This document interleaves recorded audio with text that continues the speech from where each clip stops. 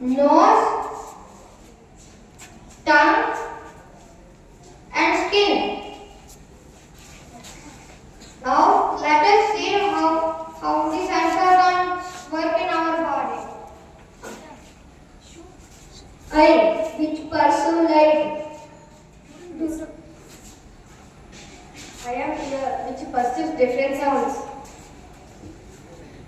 I am nose, which perceives different smells.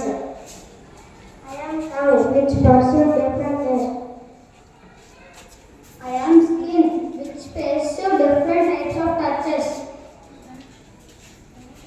Sensor organs are the main door to gain the knowledge. We must keep our sensor organs healthy and safe. Now let us learn how to take care of our sensor organs.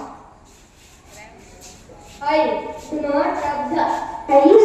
If they feel itchy, wash them immediately with clean and cold water. Do not spend too much time working at mobile screens, computers and other gadgets. If you find it difficult to read books clearly, go for an eye checkup. Dry your ears properly with a towel after a bath. Do not clean your ears any sharp objects or pointed objects. Consult a doctor if you have earache. Nose. Do not put any object in your nose.